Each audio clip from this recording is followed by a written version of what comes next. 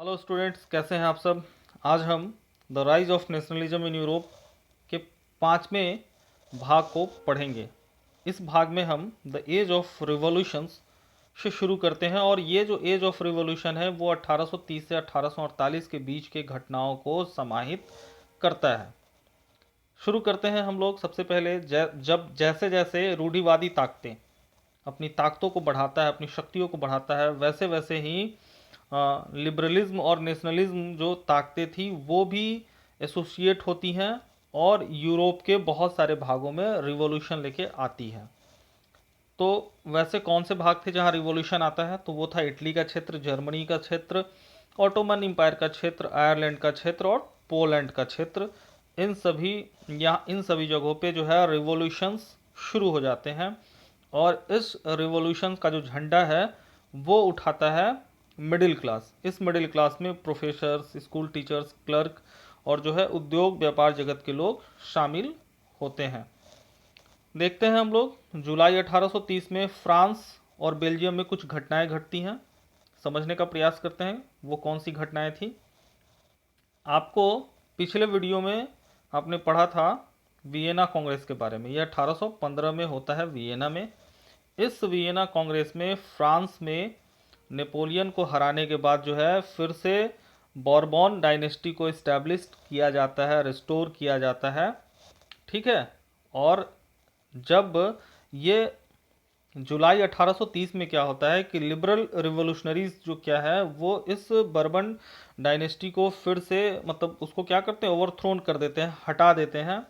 और उस समय जो है जो बर्बन किंग था वो था चार्ल्स टेंथ। तो चार्ल्स टेंथ को हटा के लुई फिलिप को जो है नया मोनार्क बनाया जाता है। लेकिन अब ये जो मोनार्क है वो केवल मोनार्क नहीं रह जाता, ये कॉन्स्टिट्यूशनल मोनार्क हो जाता है। कहने का मतलब ये है कि एक संविधान का निर्माण भी हो जाता है और इस संविधान के दायरे में आ जाता है कौन, मोनार्क। और वो मोनार्क है लुई फिलिप। आपने पहले भी जब फ्रेंच रिवॉल्यूशन 1789 में हुआ था तो उस समय भी लुई 16 जो है उसको भी कॉन्स्टिट्यूशनल मोनार्क के दायरे में ले आया जाता है ऑटोक्रेटिक से। अब देखिए, क्योंकि फ्रांस जो है यूरोप में राष्ट्रवाद का केंद्र रहा है, तो फ्रांस में अब कुछ हुआ है तो उसका असर दूसरे जगहों पे भी दिखेगा ही। इसीलिए मेटरनिक जो है, जो ऑस्ट्रिया का चांसलर होता है ड्यूक मेटरनिक, उसने एक बार रिमार्क किया था, एक बार कोट किया था कि when France sneezes the rest of Europe catches cold.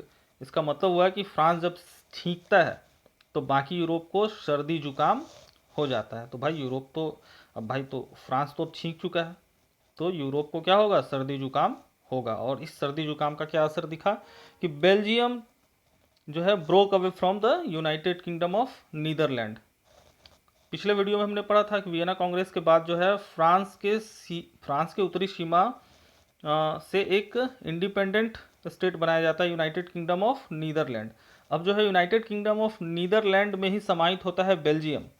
और 1830 में क्या होता है, बेल्जियम अलग हो जाता है यूनाइटेड किंगडम ऑफ नीदरलैंड से और एक इंडिपेंडेंट स्टेट के रूप में सामने आता है। अब जो है ये जो रिवॉल्यूशन है वो यूरोप के दूसरे पार्ट में भी देखा जाता है। ठीक है। अब नेक्स्ट जो है हम देखते हैं the Greek war of independence.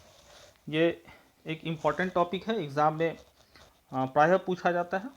देखते हैं कि जो ग्रीस है, जिसको यूनान भी कहते हैं, ये एक यूरोपियन कंट्री है और यह जो है 15वीं शताब्दी से ही जो है ऑटोमन एम्पायर का हिस्सा रहा है। ऑटोमन एम्पायर जो है एक मुस्लिम एम्पायर था जो कि एशिया, जो टर्की जो देश है उसके टर्की देश में था। ठीक है। तो ऑटोमन एम्पायर एक मुस्लिम एम्पायर था, जबकि ग्रीस जो है या यूनान जो है एक क्रिश्चियन कंट्री है, एक क्रिश्चियन सभ्यता है।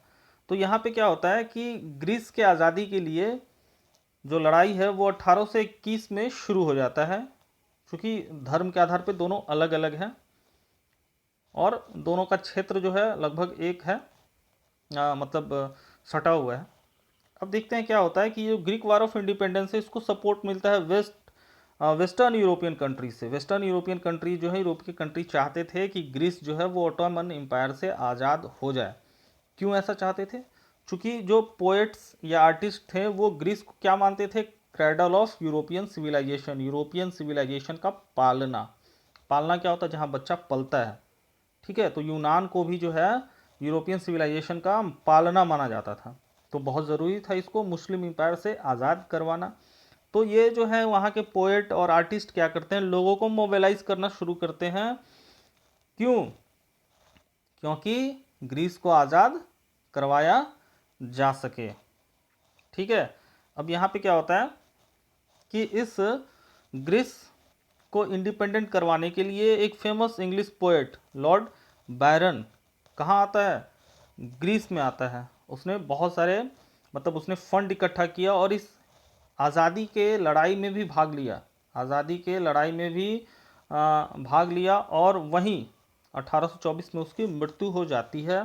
फाइनली जो है ग्रीस 1832 ईस्वी में इंडिपेंडेंट होता है ऑटोमन एम्पायर से, और जो है एक संधि होती है ट्रीटी ऑफ कॉन्स्टेंटिनोपोल, और इस संधि के तहत जो है ग्रीस आज़ाद हो जाता है ऑटोमन एम्पायर से, और इसको हिंदी में कस्तुनतुनिया की संधि भी कहते हैं। तो आज इस वीडियो में जो हमने एक इम्पॉर्टेंट टॉपिक कवर किया वो था the Greek war of independence.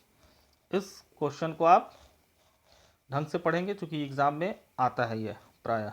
Okay, आज के लिए इतना ही, धन्यवाद।